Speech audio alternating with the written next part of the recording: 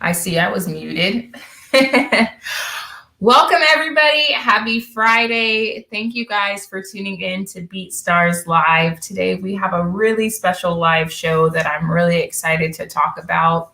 If you guys have been following along on our socials this week, or if you've been paying attention to what's just going on in social media in general, May is Mental Health Awareness Month. And as a community of creators, and as people and human beings, we just wanted to make sure that we, as BeatStars, continue to spread awareness around what mental health is, and give the community a chance to talk about what mental health looks like for all of you guys, and specifically as music creators and entrepreneurs. So today, I'm joined by RETRO1 and JusTheEngineer. And so what we're going to do, you guys, is just kind of obviously start with a little brief intro so you guys can meet our panelists. Both Just and Retro have been on our live shows before, so you may already be familiar with them, but want to give you guys a little bit of a kind of background on them and their story. And then we're just going to have an open discussion about mental health. I would love for you guys, if you're tuning in, make sure to engage with us in the comments, because we really want this to be a conversation where we can all be a part of and talk about. So without further ado, Just, do you kind of want to give us a brief intro? I know that you've been, you are one of our favorite engineers, and you've been at this for a while. And so if you don't mind just kind of telling everybody what your music journey has been thus far. Thank you, Jasmine. Appreciate it, and thank you, BeatStars, again for having me here. Yeah, my name is Justin, aka Just the Engineer. I'm an audio engineer, recording engineer, mixing engineer. Been at this now for probably about 10 years, maybe 5 years, really in the industry. I've done some work with NBA YoungBoy, Travis Scott, Gunna, Lil Baby, a lot of artists based out of Atlanta. In Atlanta for about 5 years now. And really just expanding my horizons, especially over this past year over the internet, trying to find independent artists, upcoming artists, and really just trying to build that sound and, help take it to the next level there. You know, it's interesting because I think when people typically think about BeatStars, they usually think about producers, if anything, artists, and you're one of the engineers and kind of other people in the music space that's kind of found their way in this community. So how did you get started with BeatStars, or what kind of brought you to the platform? Yeah, I think a couple of years ago, I just realized the market that there is on the internet, and like you're saying, I mean, there wasn't really many websites that would help cater for engineers and being able to help give my services to people out there. And I stumbled upon BeatStars, I think, just becoming active and, all the producers using it, how easy it was to sell beats on there. And after signing up for an account, I just found how easy it was to kind of create my own page and kind of tweak little things so that I can sell, mixing services, recording sessions, templates on there, pretty much cater to my needs. And like you were saying, I found there wasn't a lot of engineers on there. So it started, pulling in a lot of business and really just gave people a legitimate website that I can bring them to that says, hey, if you want to find out more, here's a link you can click on, find out some services, message me for more information. So BeatStars has been a huge part of my success in the last maybe like 3-4 years now. So I've been around with it for a little bit here. Yeah, well, we're happy that you joined our community, and it's really awesome that BeatStars continues to expand and really grow to the entire music landscape. So I'm sure for all the engineers who are out there, you're kind of help paving the way and showing what this kind of online business model looks like. So thank you. Retro, what about you? What's been kind of just your background and just kind of like your music journey this far? I know you're coming into it from more of the producer and sound designer's perspective. So what's your music journey look like? See, I started with music back when I was probably about 15 years old, but it's been for the past 5 years that I've actually been making some real progress with everything.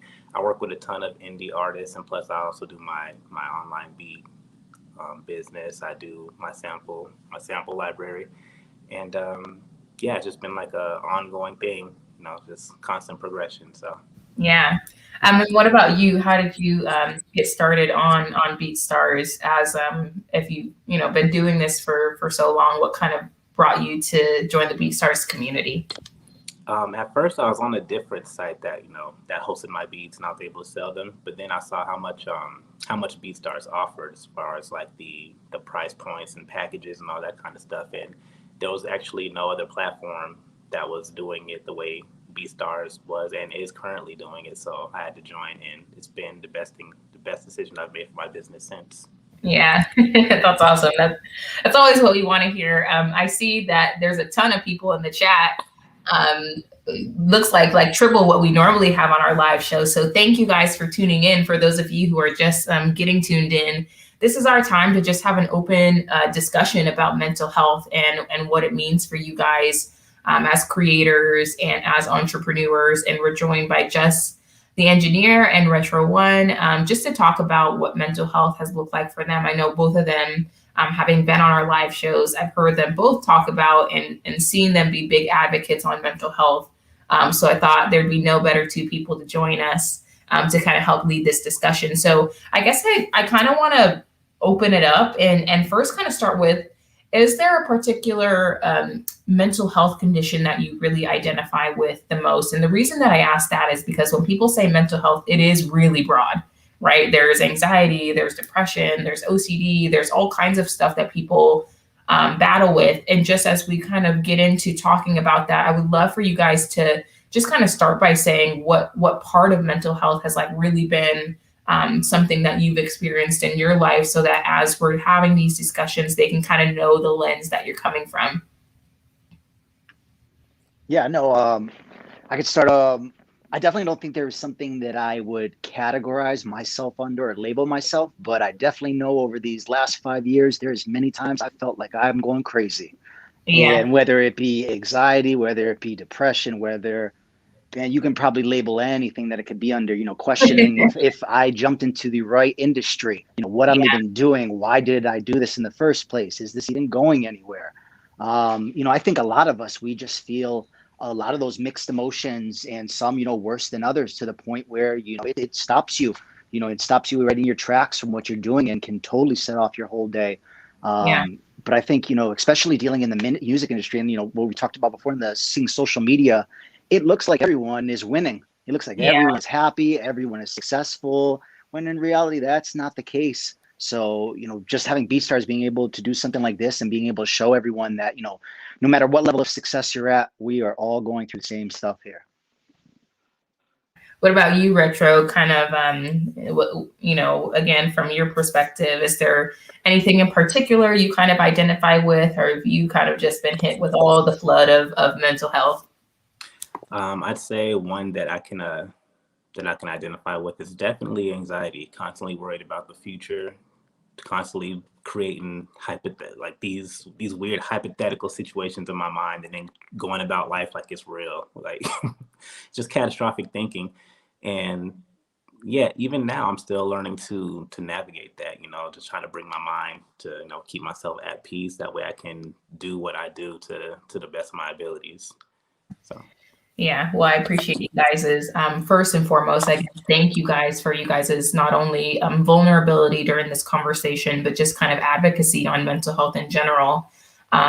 It's something that's been important to me. It's become important increasingly over the past years. So if there's any like business professionals or people in the music industry that kind of work on the back end, it's something we all face too. And so I guess for me, like especially anxiety, stress-induced anxiety in particular, has been something that's become a really big part of my life and a part of my mental health journey. And so I'm excited to talk to you guys and just kind of hear your stories and what this journeys look like for you. But I guess before we get into it a little bit further, I'm just really curious, like, what about mental health is so important to you? Because again, we're not just picking two random people to join on the show. I really asked you guys here intentionally because I know that you're genuine advocates for people's well-being and for your own well-being.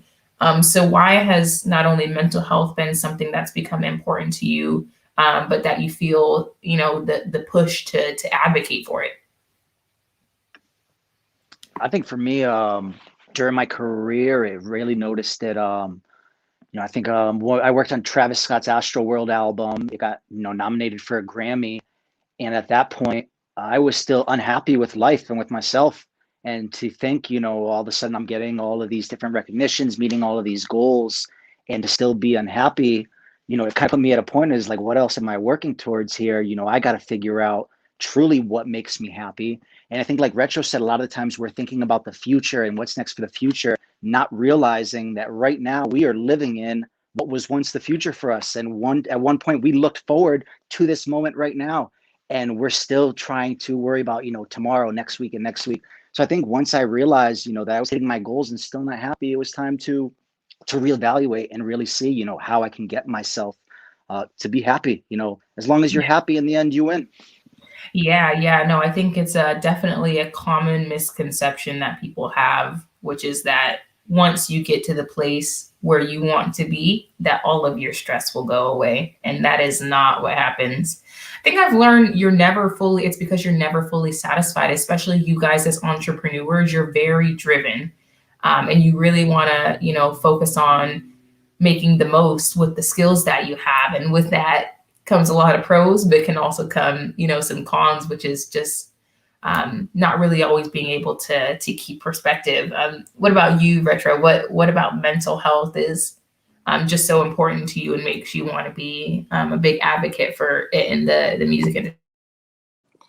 Mental health is important to me because it all starts like with your thoughts. Everything kind of starts with your thoughts. And if you're having unhealthy thoughts or thoughts that are bringing you down, I don't understand how you could expect to thrive in life. You gotta really take care of your mind. It's not going to take care of itself. So just throughout the years, knowing that where I want to go, the things that I want to accomplish, and all the anxiety and the self-doubt, the catastrophic thinking that came with that, it just kind of let me know, like, I really need to pay attention to this, because even as things were progressing, like Just said, I was still finding myself like mentally in that place where it's like kind of like a lot of self-doubt. So, once I got a handle on that, and, still continue to learn how to get a handle on that, things have been like a lot brighter, a lot better, a whole lot less stress. And it's back to the passion. It's fun again doing the music thing. Yeah, I feel like that's important, especially as creators. Like, you got to be able to really love what you do, because that's when and really be kind of like whole or your best self, because that's when the best music is made. And so I'm curious for you guys, like, the fact that we're having this open conversation, a lot of people aren't comfortable with doing that. So for you guys, where do you feel like the negative stigma for mental health comes from?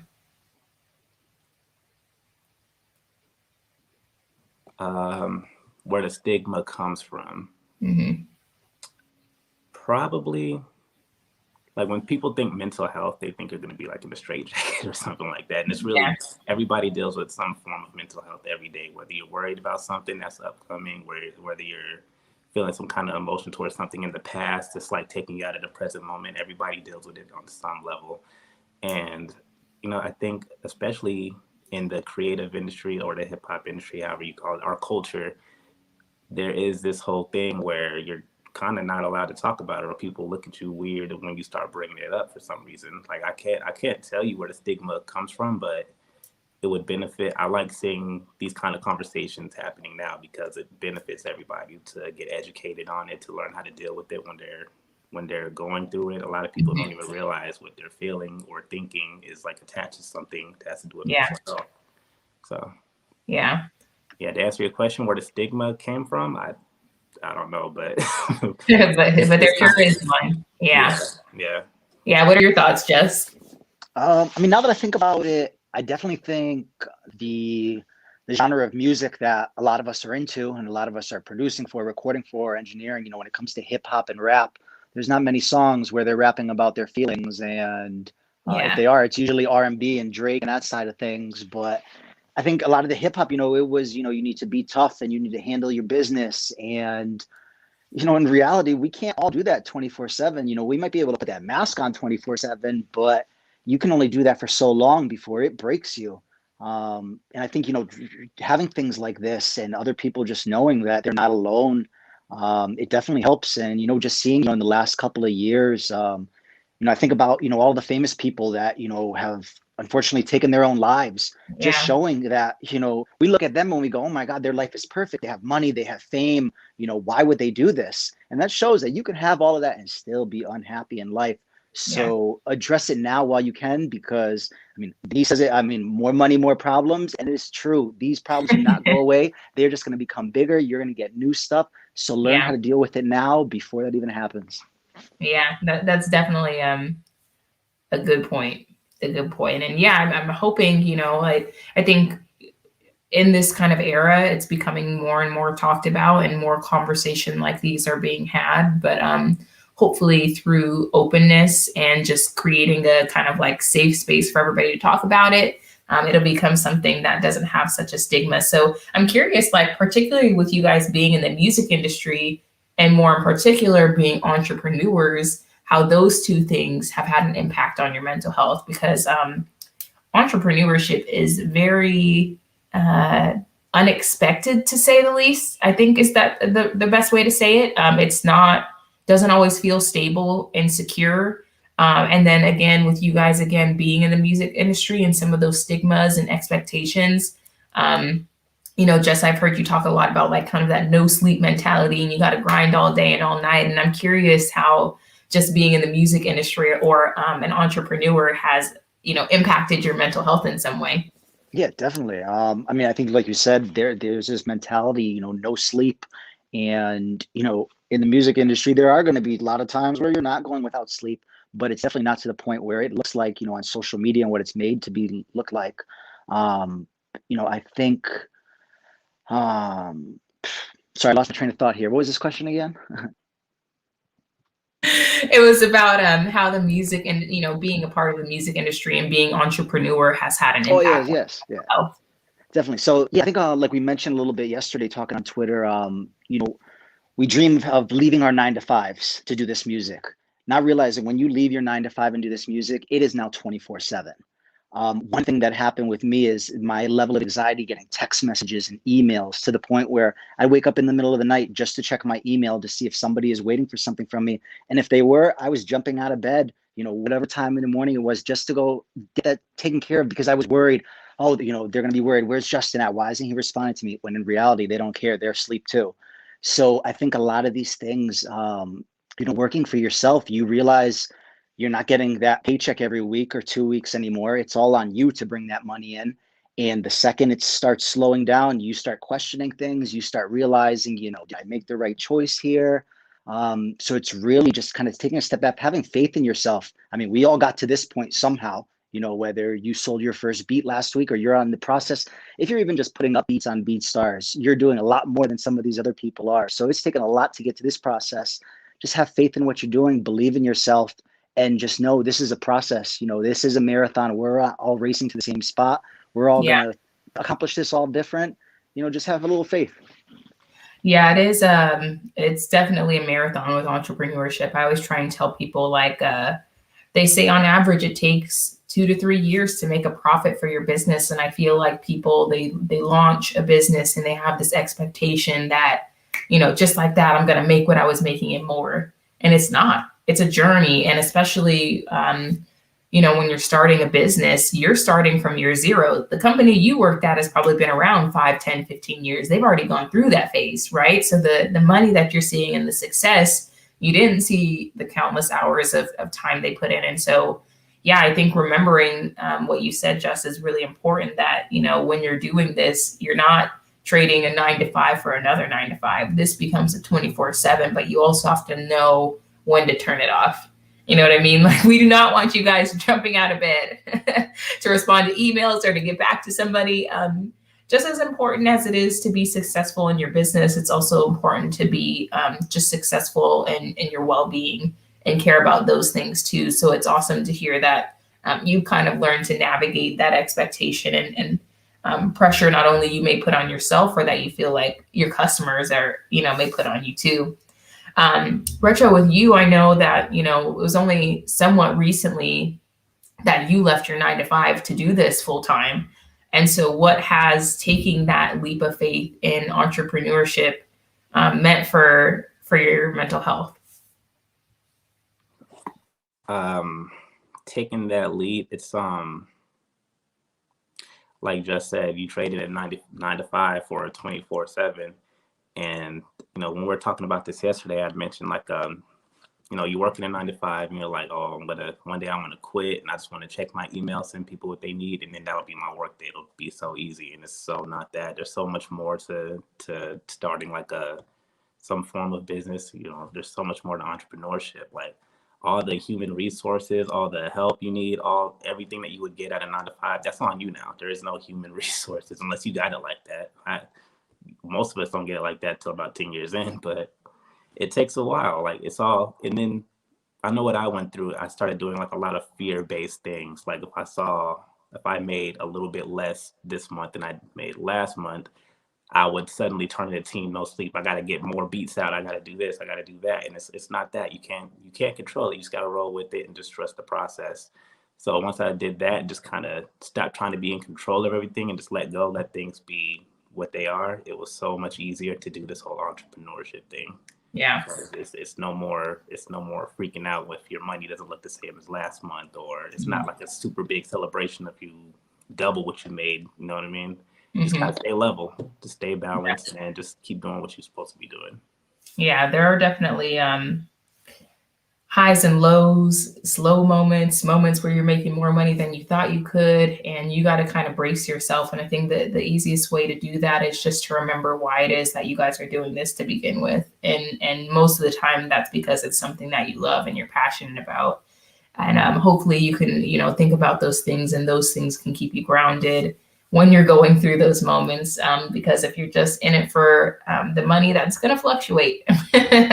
And so you need something that's more deeper rooted to kind of carry you through this journey. But I'm curious, because I know, Jess, you talked about kind of waking up in the middle of the night and retro, checking your notifications and comparing sales. Is there any habits or beliefs that you felt like you've really had to unlearn while trying to better your mental health?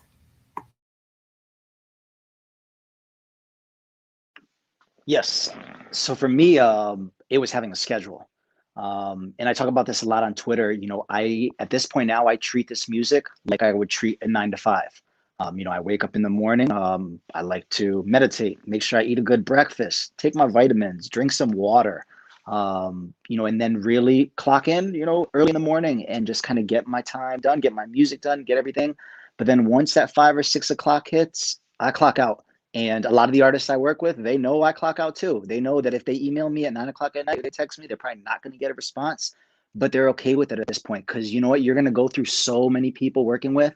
You're going to find the people that you don't like working with, and it's okay not to work with them. You know, I've heard this saying a lot, not all money is good money. And it's true. You know, you can have those clients that are paying you top notch and are stressing you out, making you not want to do this anymore, and it's not worth it. So really having that schedule. I know my iPhone screen time is a feature that I started using a lot. So at 9 o'clock, my Twitter app turns off, my Instagram turns off, and it turns off until probably about 6 or 7 in the morning. So that when I wake up, I'm not checking social media the first thing. I'm not checking my email. I'm having a nice peaceful wake up into my day, because I think personally, you know, as humans, as soon as you wake up in the morning, you're not meant to take in all that information within the first 30 seconds of waking up. The news, social media, DMs, people asking stuff of you. You gotta ease into the day. So I've just found a schedule keeps me on point. Yeah. No, I think that's definitely a good point, you know, especially even in my own personal life.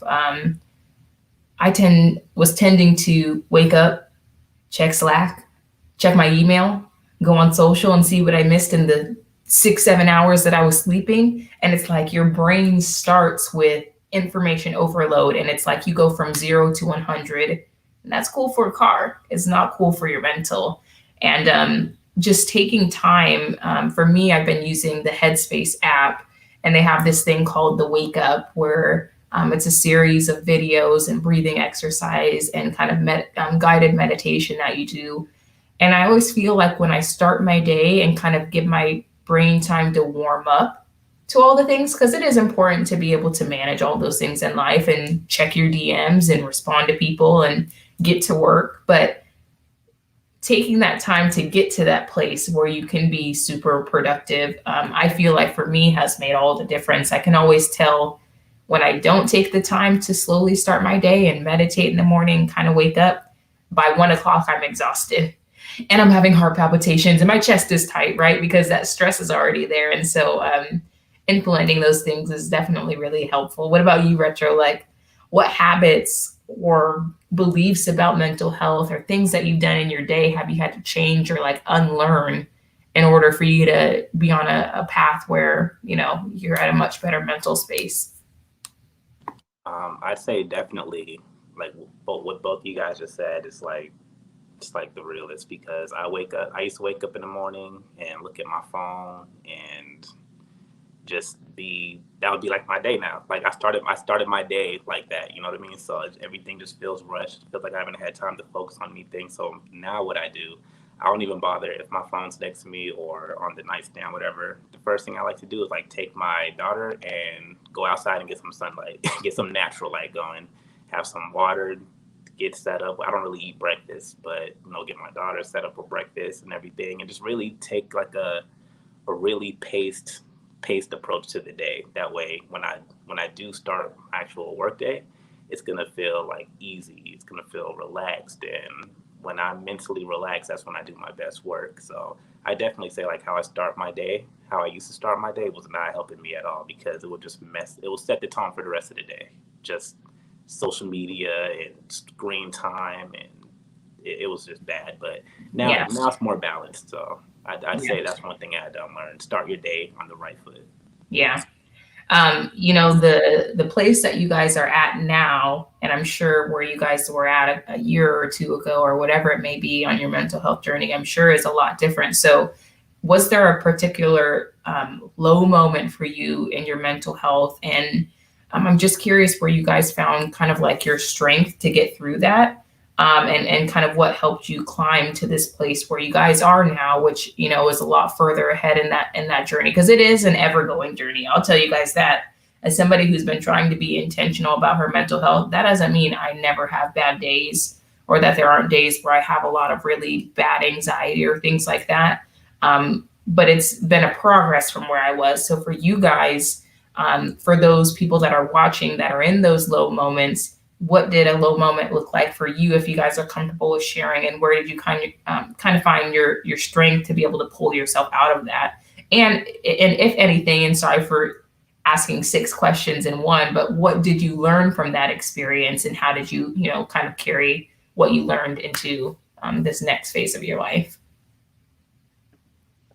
I think for me, I mean, there's definitely not one low moment. I mean, there's multiple low moments that have happened in the past and low moments that still keep happening. And I think for me, it's just really important to realize they pass like anything else. You know, this is just going to be all waves, whether it's the music industry, whether it's personal life, relationship life, you know, it's waves, it passes. And then one thing that, you know, my mom was really, you know, instilled in me is I believe everything happens for a reason. You may not know why it's happening right now. You know, one thing that comes to mind is when I was in Atlanta, when I moved to Atlanta, got my first internship, got hired at the studio. They wanted me to start helping manage the studio. And then 2 weeks later, they fired me. And they just sent a text message and they're just like, hey, they actually fired me because I was doing work with people online and they wanted me to stop working with people online. So at that moment, I was thinking, you know, this crushed everything. Like, this was my dream. I moved to Atlanta for this. So that was definitely a low moment. But then also realizing, you know, I got this far. I'm going to keep going wherever this takes me.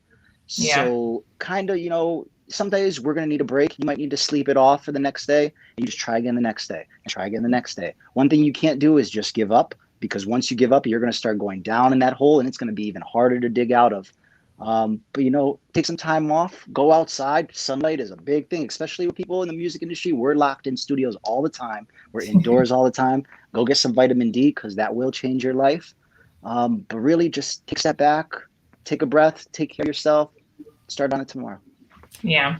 It's interesting how many natural remedies that there are. You know what I mean? Just being outside, or just taking a walk, or having a glass of water. It's like little things. It's not like it has to always be this 2-hour routine with yoga and Pilates and meditation and 6-mile walks. It's like, just take 10 minutes before you get started to breathe and to enjoy the sun and then get to it. But I think definitely keeping in mind, like you said, just that these things are going to pass. It's definitely hard to remember that in the moment sometimes when you're in the thick of, something that's really tough, to be able to think that like, okay, I'm going to get through this one day. Because it's like right now, it don't feel like it. But So trying to I got a question for you. Do you Yeah. think meditation has helped you in those moments, being able, because I know for me, like being able to actually be in those moments and kind of take a step back. And I know you've been into meditation. Do you think Yeah. that's helped you at all? Oh yeah, that's definitely for sure. I mean, especially, through Headspace, there's this course I'm taking on managing anxiety through meditation. And that's one of the big principles that you have to learn is like a lot of what you go through in mental health conditions, though you experience physical side effects, it's mental health for a reason, right? And so you have to learn to be able to control your mind and the way that you think about these things. Especially for me with anxiety, it's like I have an anxious moment, or I'm having anxiety about having anxiety, and then I get anxiety, and then I just spiral and spiral and spiral. You know what I mean? It's like it's the craziest thing. And I found it helpful just to try and remember one of the principles that I've been trying to implement is just keeping in perspective what the situation is. And as they call it, is like, I don't know what the phrase is, but they always call it like just acknowledging it. It's like, okay, I feel this, and that's it. Like acknowledge the feeling and then move on from it. And I think it's so easy, like I talked about and you mentioned, to really dwell on what you're going through and not be able to see in the future or past that moment. But when you're able to say like, okay, this is what I'm going through and this is what I'm feeling. And it, not that it's nothing more than that, like to dismiss it, but just like I'm acknowledging it and I'm moving on from it.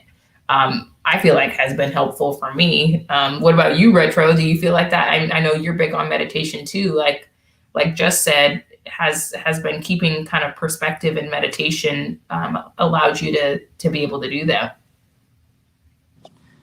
Yeah, meditation has definitely been like a key thing, a huge thing for me. It's been so helpful. It's like a tool that I wish, that was talked about more, because even if I can't get in like a full session, like a full 15-minute sit down, I can just do 2 minutes of breath work. And even if I am still a little ramped up, it brought me down in just 2 minutes. Like hours of the day, hours worth of stress just got reduced in 2 minutes. It's like amazing that we can just do that without having to visit a doctor or anything. So yeah, it's definitely been super helpful. And sometimes I find myself wanting to take it further, like, oh, what's this yoga about? Like, let me see what's going on. So yeah, it's been super helpful, and I would definitely, suggest to everyone who's here right now to give it a shot. It really makes a difference.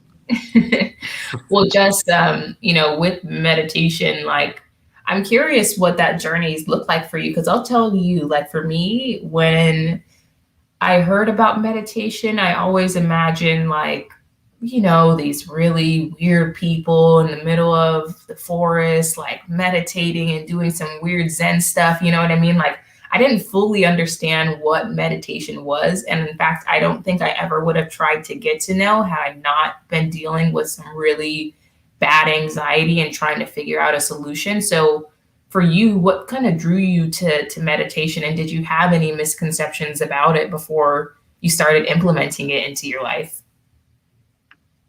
Yeah, I think with me, it was just really just to figure out what other ways I can deal with this. And I think, what you brought up is what's really taught me is just being able to acknowledge when you're feeling it. One thing that the meditation teaches is like, it's not bad what you're feeling. Like, it's not like stress is not bad for you. Like depression, it's like, there's nothing wrong with it, but it is great to be able to acknowledge it in that moment. And once I started meditating, being able to acknowledge in the moment helped me being able to change it. If you, for example, trying to think something that would stress me out. Getting text messages at 11 o'clock at night. I would be worried that it is somebody that wants me to come into the studio right now to go do a midnight session till 9 o'clock in the morning.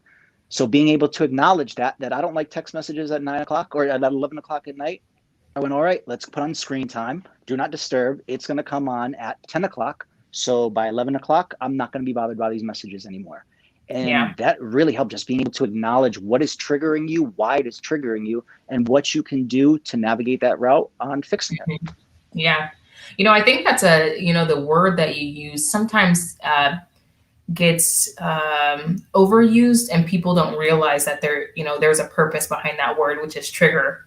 You know what I mean? It's kind of become a part of casual slang, but it is true. There are certain things that can really, really trigger your mental health and anxiety. And I know you mentioned for you, it's like, like getting messages at night. For me, it's like if I look at my schedule and I know I have a ton of meetings or something like that, it's like I start to clam up, you know what I mean? And being able to identify what those things are that kind of set you off, or kind of spark that anxiety, and being able to figure out how to combat it. And I appreciate whoever it was in the comments that named the technique, which is noting.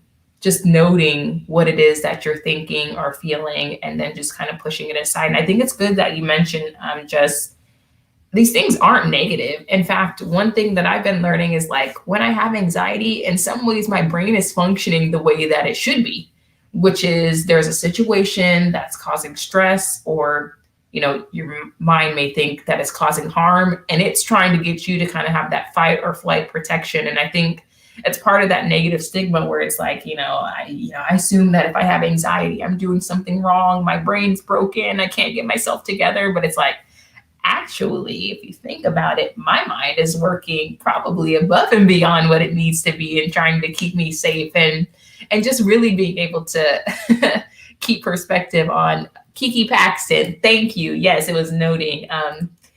Being able to keep perspective is really important. Retro, in the journey through mindfulness and meditation, what does that look like for you in the sense of like implementing it in your day? Because I know for me, it requires a lot of intentionality. I set a goal for myself for 5 minutes of meditation a day, and I still sometimes struggle to hit that.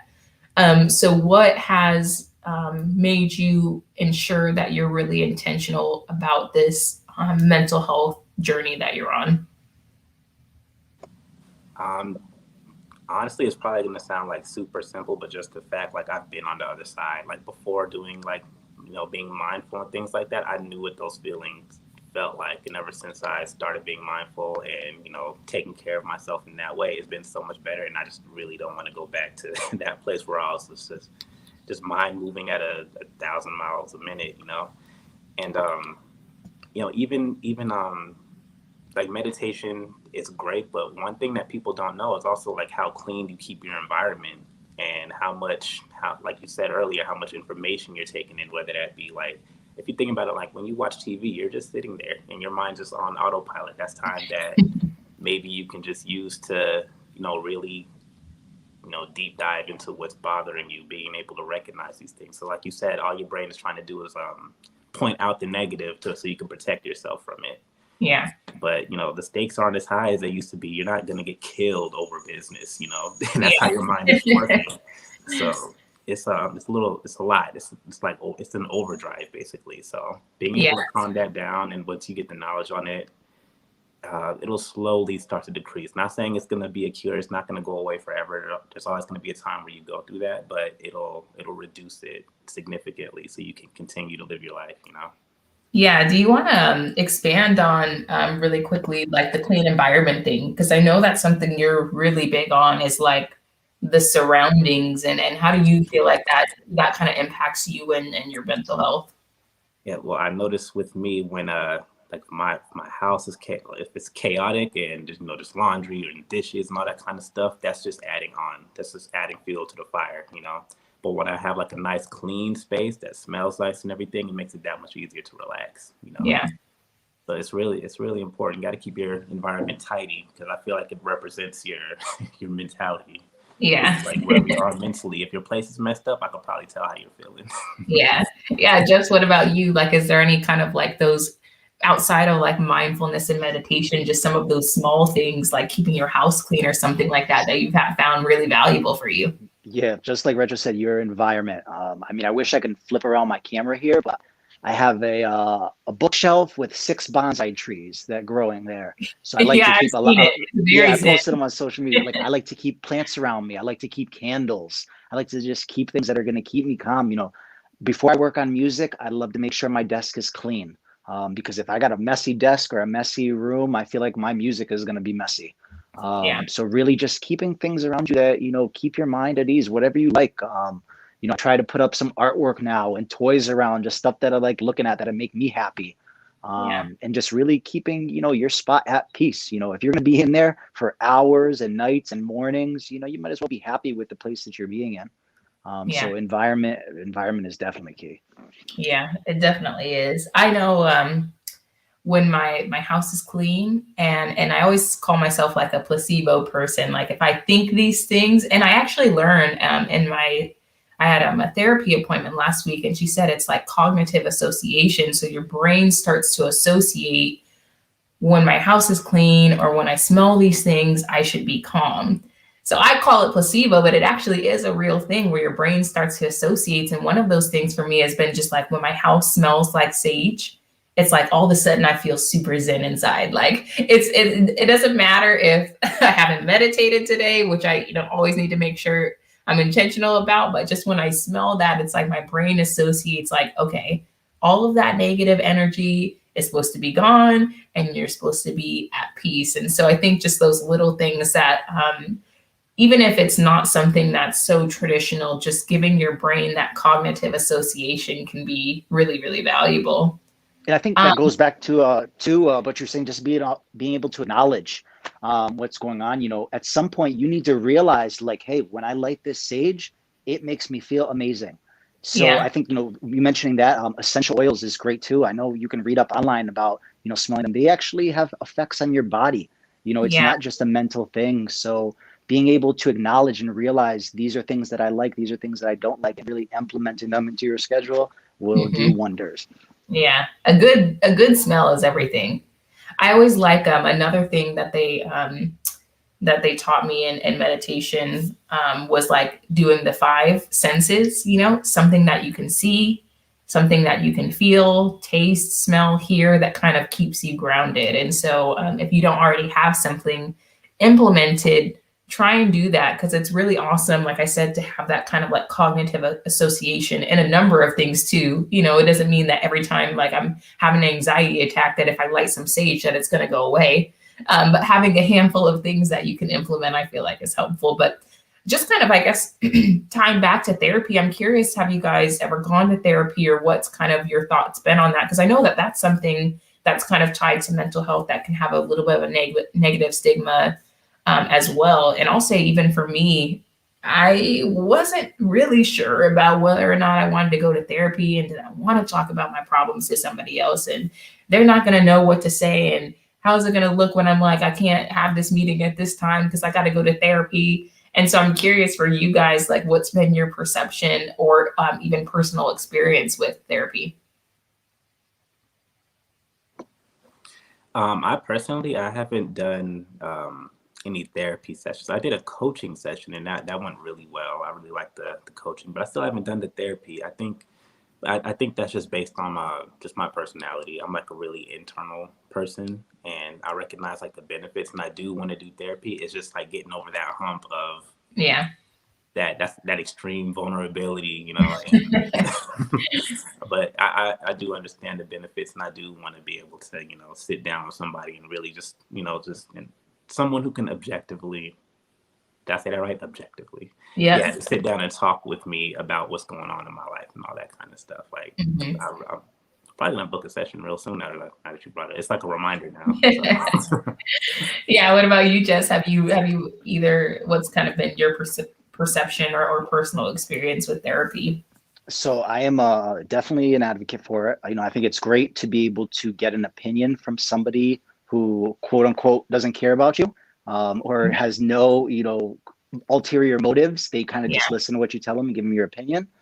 As with me personally, I am not going, and I have not gone, because I acknowledge I am not ready to come to terms with the things I need to work on in life or overcome. And I know once I go see them, I will hear those things and need to. And that's part of the challenge too about going to therapy, that you are going to uncover some stuff about yourself, and you are going to take skeletons out of the closet that you're going to have to deal with. And, that's the great part about it too, because once you're able to overcome that, you're able to achieve so much more. So I'm slowly working up to that point where Yeah, it's, and I don't mean this literally, but I can't tell you how many times I wanted to fight my therapist. Like, do not tell me about me and all these things that I got to work on. And you want to disagree with my opinion. And it's like, you don't even know what you're talking about, even though I hired and paid you to help me navigate through these things, And like you said, Retro, just having that vulnerability, like, it forces you to confront your feelings and the things that you're going through, and then to have to be able to say it and speak it. Like, it's one thing to think about it internally.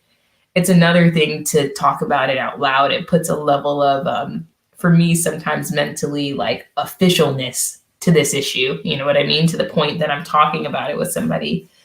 So if you guys haven't already, those of you in the comments, I would highly recommend trying it. The goal of therapy is, a lot of times when you meet with a counselor, they have what they call like a treatment plan, because the goal is never to do this for the rest of your life. The goal is for them to work with you and teach you the knowledge and the tools and the skills needed for you to be able to manage these different aspects of life on your own. But while you're not going to therapy, like Fanatic said, like, self-reflection is important too.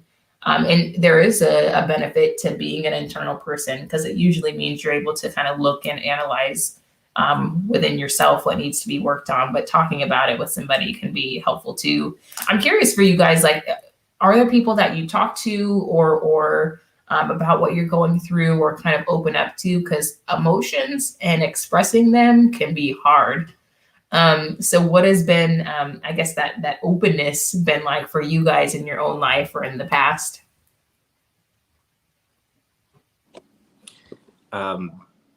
When it comes to the people, like, that I know and love, I have no issue opening up, because there's that level of trust there.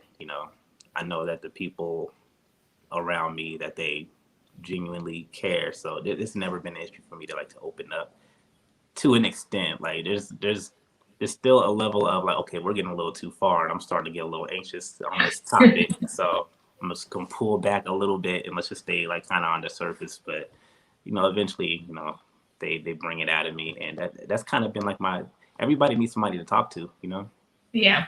At any time, like, you just need somebody to talk to. So yeah, I definitely see it's beneficial having those people in your corner, like whether it be a support system, a significant other, friends. Yeah, I'm definitely really big on having somebody to speak to, because if you keep it all bottled in, it's eventually gonna boil up to the top, and it's gonna become something you didn't even realize it was becoming. So yeah, definitely got to have that outlet. Yeah.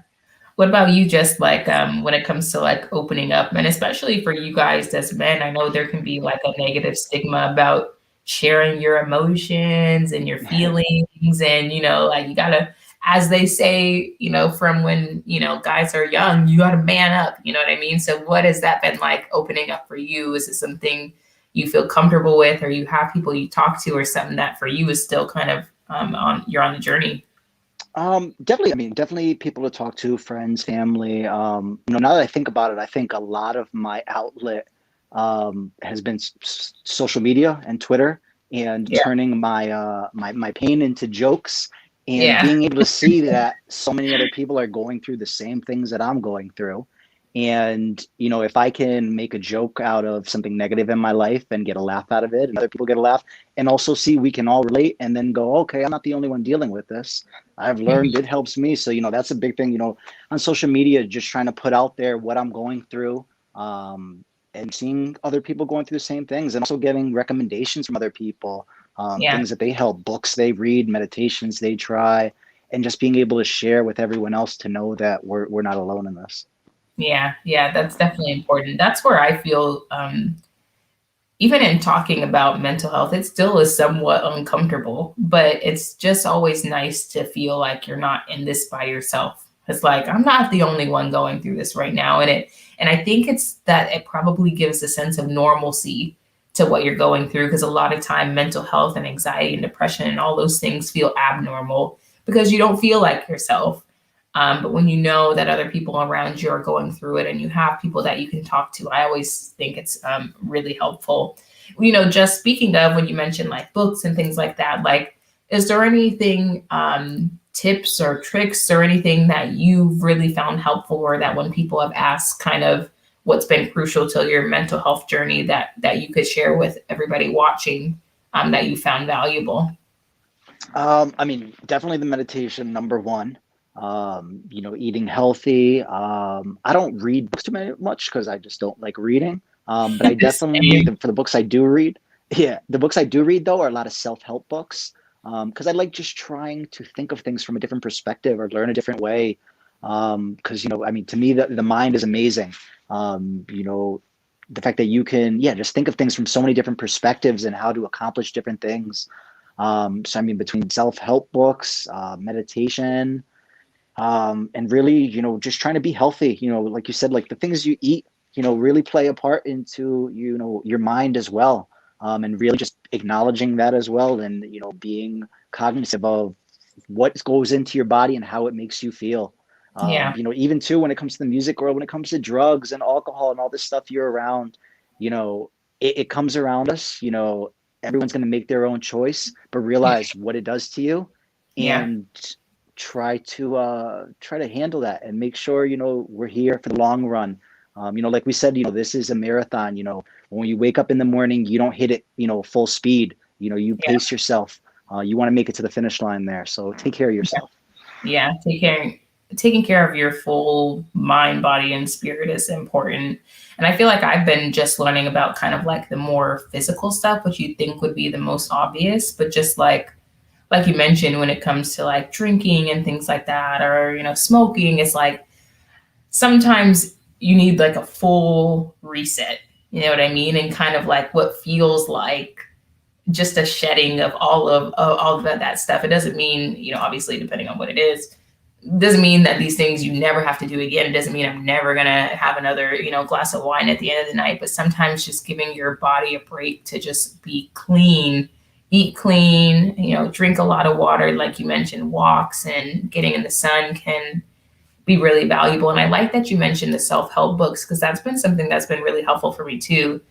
It's so funny. It's like every time I have a bad anxiety attack, next thing you know, I have like $100 of Amazon, orders coming to my house with all these, workbooks and stuff like that. But there's been a couple of workbooks that have been really helpful for me that I wanted to share with you guys, which is one, there's this book called,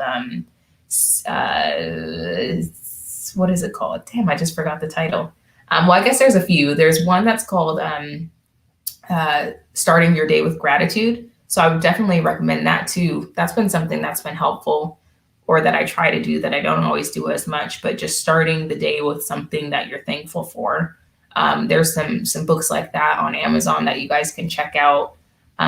There's workbooks for like managing depression and anxiety, and I've found those really helpful too.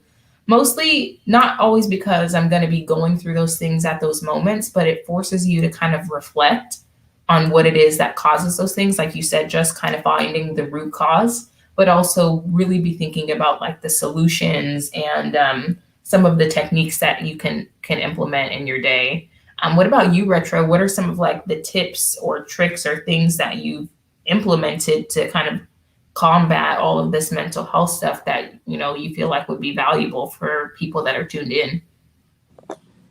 Definitely the self-help books, like Just said, things that can give you a little bit more perspective, and like you said, just showing gratitude, because when you're in a negative space, there's a thing called confirmation bias, where everything that you see one way or another is going to play into your negative thoughts. So definitely starting your day on a positive note can help combat that. I'd also say your diet, like eating processed food and sugar, it causes so much inflammation throughout your whole body, and it just really slows you down. You'll have like brain fog, um, like you guys said. Also, like the intake of alcohol. Like I've noticed in my early 20s, it was nothing. Like I could drink whatever. It's all good. I can go now. I can go tonight. I can go first thing in the morning, as long as it's a Saturday or a Sunday. But now it hurts. Like I can't do it the way I can't do it that way anymore, because it just affects me so much the next day. And I Yeah. know I like to be like on top of my game. So I'd definitely say meditation. If you're into reading or like audiobooks, get some workbooks, like you said. Um, what else would I say? Diet and exercise. There's like so many things that just play into your mind, body, and soul that you want to Yeah. be tuned into that. So Yeah, I think there's so many things that you guys can be doing, and I think yeah, it takes a lot of intentionality, and it also takes a lot of trial and error too. What works for me, what works for Retro, what works for Just may not work for you. And I feel like it's really important to be trying things and figuring out really what helps. I know that I saw somebody in the comments mention the grounding technique. That's been really helpful for me when I experience anxiety sometimes, and just really making sure that you guys are kind of doing everything you can to take care of yourself. I feel like the more the merrier. You know what I mean? There's no downside. It's not like I'm gonna do one or two things and that's good enough. It's like think about all the things you can implement, because sometimes there's going to be something that's not hitting the way that you wanted it to, or a technique that you did that's not really changing how you're feeling right now. And having that kind of like catalog of things that can help you get back to that place, I feel like is valuable. So one thing I wanted to bring up too, and especially in the comments, if anyone else, I've been trying fasting recently. I know I love food, and being able to fast has been a mental process for me, because being able to fight those urges and not eat has been a challenge. So I don't know if there's anyone in the comments that is familiar with fasting, something that they've regularly done, the benefits that it's had, but I know it's something that I've been regularly working on, and it's been a challenge, but it's been some good benefits there. Yeah. Some of these things I feel like you mentioned with fasting is like just the mental thing that it teaches you, like the mental discipline, even though it has physical benefits too, just giving yourself those things that kind of challenge yourself too and kind of help you regain control of your mind. I applaud you though for fasting, because yeah, it's hard. Like food is good. And especially when you're hungry, like having that discipline is hard, but it's important to teach your brain how to be disciplined. But I guess you guys, before we kind of wrap up, because I know our hour is coming to a close, and I want to thank you guys who are in the comments really engaging. We appreciate you guys being interactive, because again, this is an open space for all of us, even if you guys aren't on the screen. But I want to just ask you just one kind of final thought, which is if you could give advice to somebody who's dealing with, some mental health condition or issue right now, whatever you want to call it, what would you guys say to them? Can you say that one more time? Yeah, I just wanted to know, just kind of like before we close out, like what piece of advice would you give to somebody who's like really going through it right now and really struggling with their mental health? I would say for somebody who's struggling with mental health right now, just don't I don't want to say like don't ignore it, but also just don't be in a rush to get over it. It seems like with the harder you fight it, it comes back with a vengeance. So just kind of like just ride the wave instead of like combating it. Like don't expend so much energy, and if you are going to combat it, try to do things that actually help you. Not like if you get a negative thought, don't be like, oh, negative thought, I don't want it, because you've acknowledged it now. It's going to stick around a little bit. Yeah. So I definitely say just kind of just ride it out. Keep yourself grounded. And trust me, I know that's so much easier said than done. But if you continue to use your tools that maybe you've learned from here, maybe you've learned from a book or something, if you just continue to use those tools and keep a positive mindset, you'll get there. You'll be at a point where things are easily manageable. Yeah. And I'll also say this, like even for me, like sitting down talking to the chief marketing officer of a successful music company, or talking to someone who's worked on like culture defining projects, like sitting here talking to you guys and hearing your guys struggle, it makes me feel a lot better, because I'm truly not the only one who's dealing with this. So yeah, you just keep in mind that you're not the only one. Everybody's taking this battle on some way or another. You're not alone in this whole thing. Yeah, that's really, really important to remember, and great words of advice. Just what about you? Like, what would your advice be to somebody who's like kind of going through it right now? If I had to give any advice, I mean, my first thing would be try meditation. I mean, I can tell you forever, however long on here, don't worry about it. Don't stress. It's going to be okay. It's going to pass, blah, blah, blah. But nobody wants to hear those things in the moment, and nobody's going to believe them in the moment. So if I had to say one thing, I mean, go meditate, try meditation, go on YouTube, look up meditation. You're probably going to be horrible at it for the first 10 times. You're probably not going to know what to do. You're going to think it's stupid, but at least try it and try to help yourself You know, I'm not into exercising. A lot of us probably aren't, but go out and take a run, because after the run, you're going to feel some way that you've never felt before.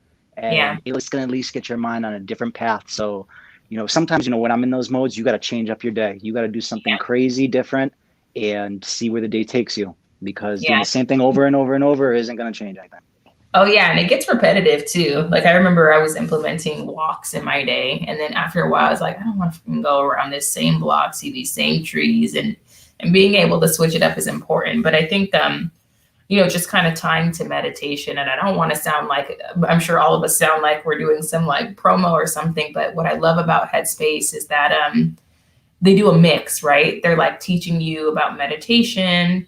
They're teaching you, they have like these little quick 10-minute workouts that you can do to break up your day. They have a lot of that really cool like focus music and that meditation music that's helpful. They're teaching you about plants and your diet. And I just learned earlier this week about how light transmits a message to your eyes, which transmit a message to your brain about being awake and asleep, and about like the importance of sleep in your stress. And if you guys are looking for just like an easy tool or something to get you started with meditation, if you've never done it, outside of the fact that this is the era of the internet, you can Google anything. But I think all of us, or a lot of us, have really tried that app, and it's been valuable. But if anything, just again, like Retro and Jess said, just remember you're not alone. Remember that you guys can talk to somebody.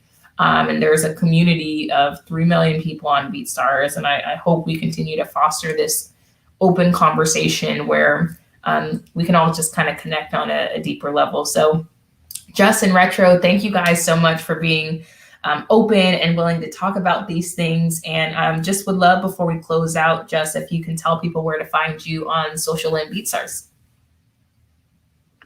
Definitely. You can follow me on Twitter and Instagram at JusTheEngineer, JusTheEngineer.